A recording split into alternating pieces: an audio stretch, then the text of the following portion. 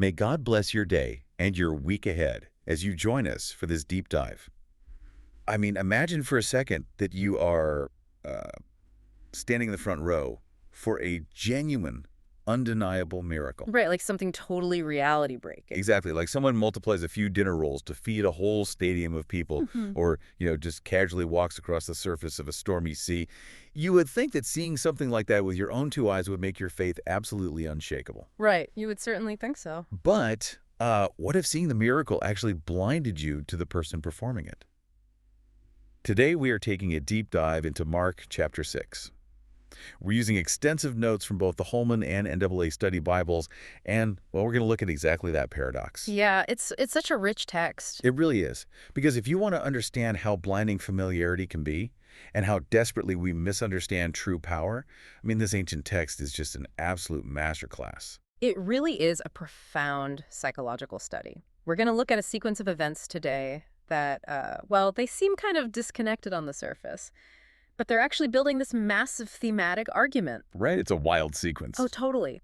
We have a hometown crowd turning on a local boy, a grassroots campaign launched with literally zero funding, a gruesome royal birthday party, a miraculous banquet out in a desolate wasteland, and a midnight storm. Sounds like a movie trailer. It kind of does. And every single one of these scenes forces the people involved, and it forces you as the reader, honestly, to answer one crucial question.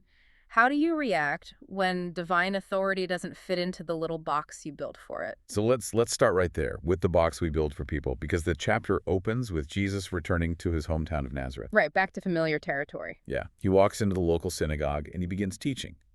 And at first the crowd is, they're astonished by his wisdom. But that astonishment sours so fast, it turns into deep, bitter offense. It's a complete 180. Literally. They start asking each other, wait, isn't this the carpenter? Isn't this Mary's son? And they literally do a roll call of his utterly normal siblings, James, Joses, Judas, and Simon, just to, prove to themselves that he can't possibly be special. The dynamics of familiarity here are just fascinating because when we look at the historical and cultural context from the study Bibles, the crowd calling him the carpenter is incredibly loaded. How so? Well, the original Greek word used there is tekton. And that doesn't just mean, a guy who carves nice dining room tables. Right.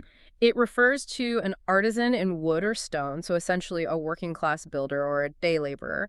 So the people in that room are looking at the man who probably fixed their roofs, built their plows, maybe repaired their doors. Oh, wow. So it's the ultimate hometown trap. Okay, let's unpack this. It's like your childhood friend, the one you used to watch eat dirt on the playground, suddenly standing up at a podium to accept a Nobel Prize in physics. That's a great way to put it. Your brain just aggressively rejects the new reality because the old reality is just too deeply ingrained. You feel like they're stepping out of their designated social lane. Exactly. The townspeople are essentially saying, look, we know your resume, we know your mother, you don't get to talk to us like this. They are fiercely protecting their social hierarchy. Right. But what makes this scene truly devastating is the consequence of their stubbornness.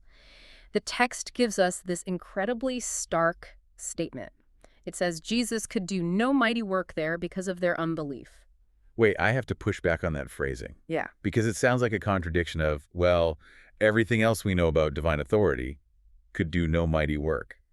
Does human stubbornness act like kryptonite? It sounds like it, doesn't it? Yeah, can a bad attitude in the front row actually neutralize divine omnipotence? That is exactly the tension the text wants you to feel. But if we dig into the theology of the passage, the study notes make it clear this isn't a sudden loss of divine battery power. Okay. So what is it? It's a relational boundary. Jesus isn't, he's not a magician performing tricks for a skeptical audience. He is offering a covenantal relationship. Miracles, in this context, they're meant to be a response to faith, or at least an open doorway to it. So when the doors close. Right. When an entire community completely bars the door with hostile, willful unbelief, he simply refuses to kick the door down just to prove a point. He honors their rejection. Wow. That is a haunting thought. He honors their rejection. It's the tragedy of familiarity. They were so convinced they knew him that they completely missed him. And it forces a pivot. Exactly. Because Nazareth completely shuts him out, Jesus has to radically decentralize his mission. If his own neighbors won't listen, he's going to multiply his reach by sending out his 12 closest followers. Which introduces us to one of the most counterintuitive organizational strategies in history. Oh, for sure. I mean, I've read my fair share of leadership and management books, and I have to say, if a modern CEO launched a massive regional campaign the way Jesus does here, the board of directors would fire them immediately. No question about it. He sends the 12 apostles out 2 by 2. He gives them authority over unclean spirits, which is great, but then he explicitly forbids them from taking any supplies. He says, take no bread, no bag, no money in your belts, no extra tunic, just wear sandals and take a staff. It's radical minimalism. Why would you deliberately hamstring your own team? If you're launching a massive campaign, don't you want your messengers fully resourced, well-fed, and financially independent so they can just focus on the work? From a pragmatic corporate standpoint, yes, it sounds like a disaster, but the underlying strategy here is incredibly profound. First, the 2 by 2 structure isn't just a buddy system. What's the significance there? It's rooted deeply in ancient wisdom. The study notes point us back to Ecclesiastes chapter 4, which emphasizes that 2 are better than 1 because if one falls, his partner can lift him up. Plus, it fulfills the legal requirement for verified testimony in that culture. You always needed 2 witnesses. Okay, that makes sense. But what about the lack of supplies? That is a deliberate, enforced vulnerability. How does enforced vulnerability help the mission? That seems backwards. Because it completely removes the insulation of wealth and self-reliance. If these disciples march into a village with heavy bags of gold and endless food, they look like conquerors. Or maybe wealthy merchants. I see. By arriving with literally nothing, they are forced into absolute, terrifying reliance on divine provision. But even more importantly, it forces a genuine interaction with the people they're trying to reach. So they have to ask for help. Exactly. The messenger becomes entirely dependent on the hospitality of the listener.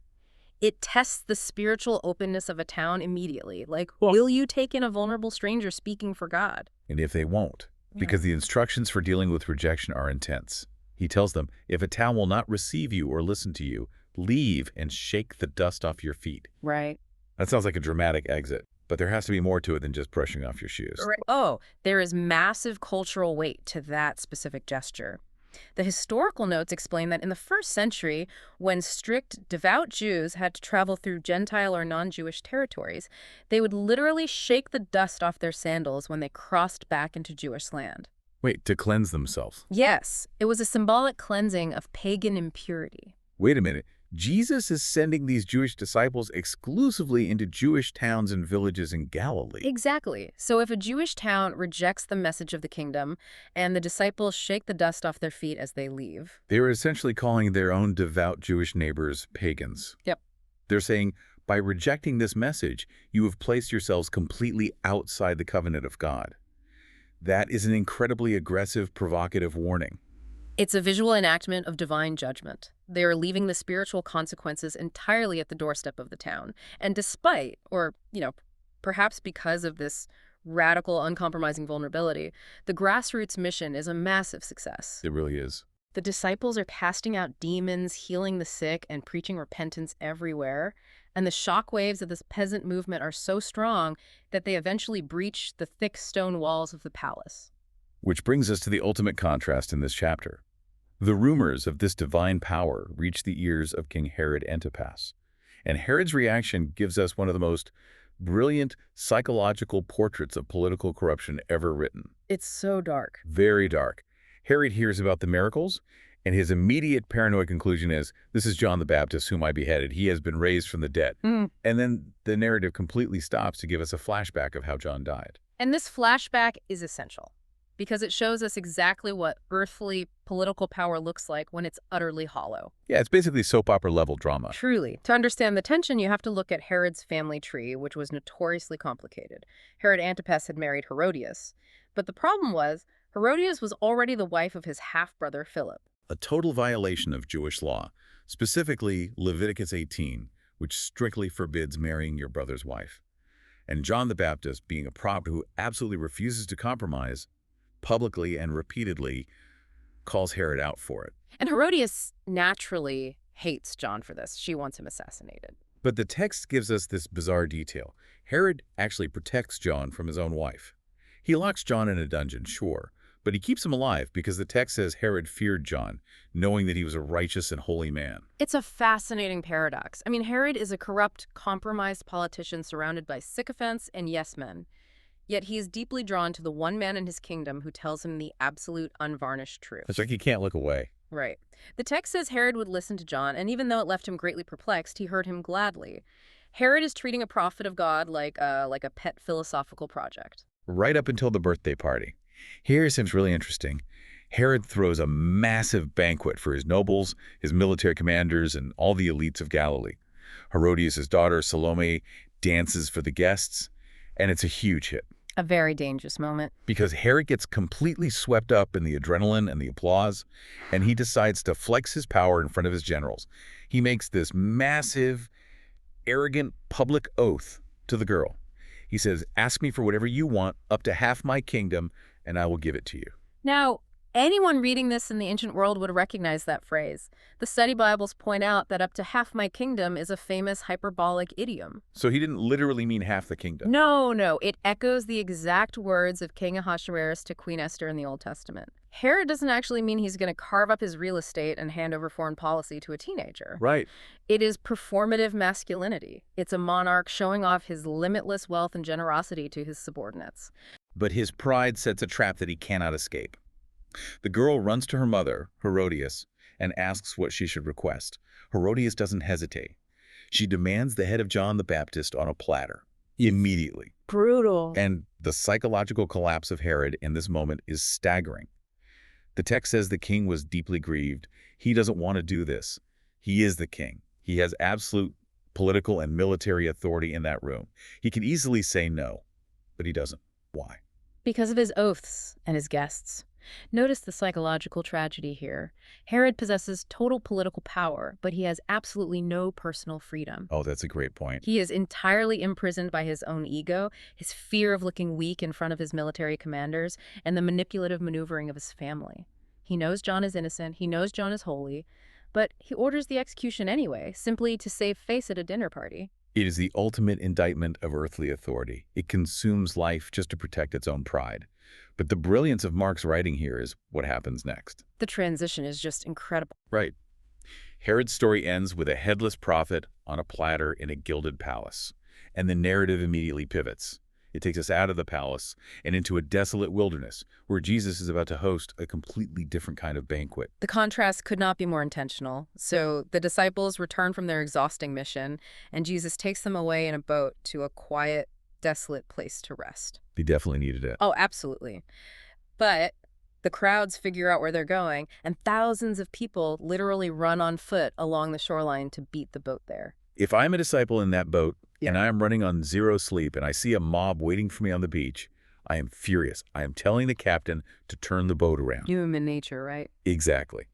But Jesus steps off the boat, sees this massive, needy crowd, and his reaction isn't annoyance, it's deep compassion. He sees them, and the text says, like sheep without a shepherd. And we cannot gloss over that phrase, because it is the theological key to the entire scene. Unpack that for us. Well, sheep without a shepherd isn't just a metaphor for feeling lost. It is a direct indictment of leaders like Herod. In Ezekiel chapter 34, God furiously condemns the corrupt kings and leaders of Israel, calling them false shepherds who feed themselves instead of the flock. Oh, wow. Right, and then God promises, I myself will be the shepherd of my sheep. Similarly, in Numbers 27, Moses explicitly prays for a leader so the congregation won't be like sheep without a shepherd. So it's prophetic. Entirely. When Jesus looks at this crowd and feels this specific compassion, he is actively stepping into the role of the divine shepherd fulfilling ancient prophecy. He is the true king, stepping in where the Herods of the world have failed.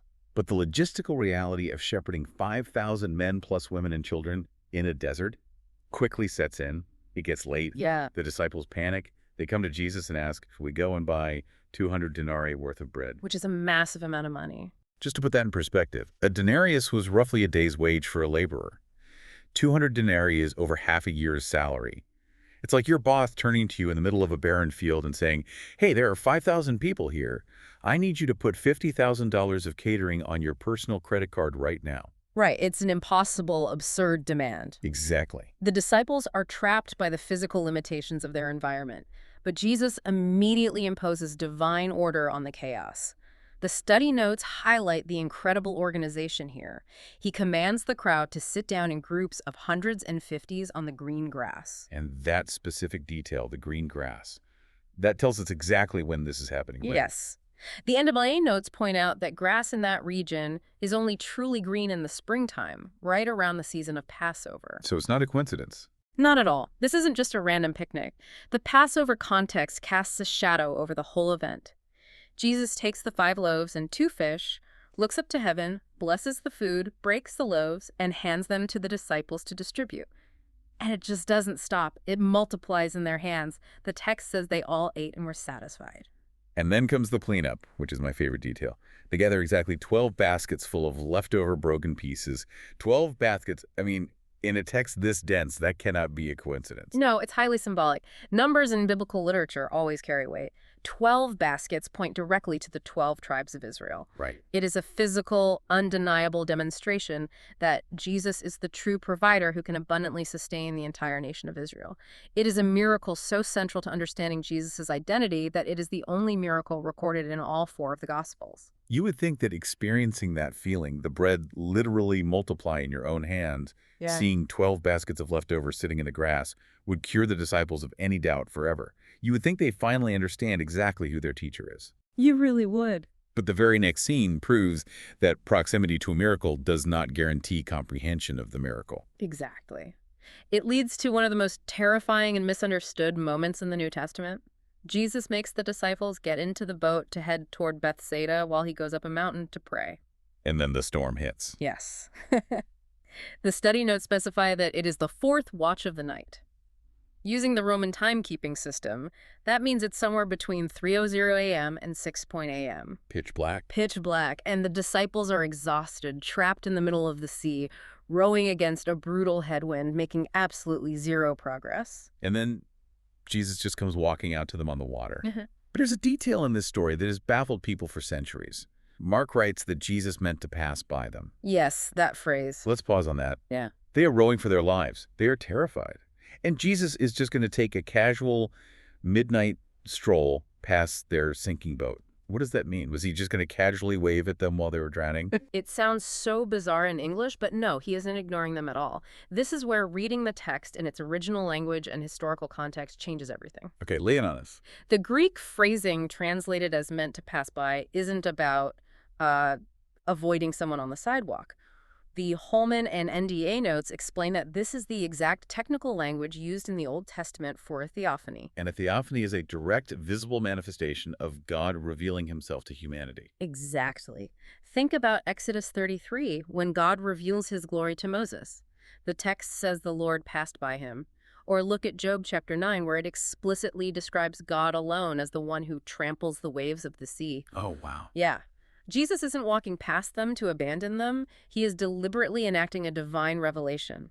He is demonstrating that he is the God of the Old Testament who has absolute mastery over the chaos of the deep. That completely reframes the moment he speaks to them. He says, "Take heart, it is I, do not be afraid." But in the Greek, it is I, is ego eimi. Yes. Ego eimi literally translates to I am. The divine name. It is the exact divine name that God revealed to Moses at the burning bush. Jesus is standing on the chaotic, terrifying waves of the sea, declaring the divine name, actively revealing himself as the creator. So what does this all mean for the disciples? Because the tragedy is how they process this. Jesus gets into the boat, the wind stops, and they are completely, utterly astounded. But Mark gives us a devastating diagnosis for their shock. It's a somber ending. He writes that they were astounded because they did not understand about the loaves, but their hearts were hardened. Wait. Hardened hearts. That is the exact terminology usually reserved for Pharaoh in Egypt or the corrupt religious leaders. It's a terrifying indictment of the inner circle. Mark connects the storm directly back to the wilderness banquet. The disciples had just eaten the miraculous bread. They picked up the 12 baskets, but they over-intellectualized the physical provision and completely missed the divine identity of the provider. They wanted a political king who could fix their supply chain issues. They were entirely unprepared for the cosmic creator who tramples the sea. They were looking right at God, and their own expectations blinded them to him. Which sets up one final brilliant contrast to close out the chapter. The chapter ends with them landing in Gennesaret, and the reaction of the common people on that shoreline is the exact opposite of the disciples' hardened hearts and Nazareth's arrogant unbelief. Right. Notice the stark difference in the mechanism of faith here. The people in Gennesaret don't demand a theological debate. They don't try to box Jesus in based on his family tree. Now, the moment he steps out of the boat, they just start running. They scour the whole region, bringing the sick on mats to wherever they hear he is. They are absolutely desperate. Completely raw need. They're begging him, just let us touch the fringe of your garment. That's all they want. And everyone who touches it is healed. They don't need to understand the profound theology of the I am on the water. They just know that they are fundamentally broken, and he is the one who can fix them. It suggests something deeply challenging for us today. Sometimes our intellectual understanding, our desire to figure God out and put him in a manageable category, might actually be a hurdle to true faith if it's not paired with a raw acknowledgement of our own brokenness and need. And that brings us to the core tension of everything we've looked at today. We've spent all this time recapping this incredible journey, from the familiar streets of Nazareth to the blood-stained floors of Herod's palace, out into the miraculous wilderness, and finally into the storm-tossed sea. We've seen how all these groups reacted to true authority. Right, the hometown, the king, the inner circle. But here is something we haven't touched on yet, something for you listening to mull over on your own. Notice that throughout this entire chapter, the people furthest from power, the sick, the hungry, the desperate, are the ones who truly recognize Jesus. That's a profound point. And meanwhile, his hometown, the ruling king, and even his own disciples fail to fully grasp who he is. And Jesus never alters his identity to make it easier for any of them to swallow. He doesn't perform a cheap parlor trick to appease his skeptical neighbors. He doesn't water down his message for King Herod. And out on the water, he doesn't stop the terrifying storm before revealing his divine nature. He shows up exactly as he is. Yes. Terrifying and majestic. It forces you to ask yourself, how often do we miss the miraculous or fail to recognize true authority simply because it arrives in a deeply familiar or highly unexpected package? Does our own familiarity breed blindness? Do we want the real, untamable God who walks on the chaos of the sea? Or do we just want a carpenter who fixes our problems and stays in his lane? That is the ultimate question mark chapter 6 leaves you with. It forces you to confront your own expectations of the divine. It certainly does. There's so much more to unpack there. But that is all the time we have for today's deep dive. Thank you for taking this journey with us. God blesses all of you listening. Until next time.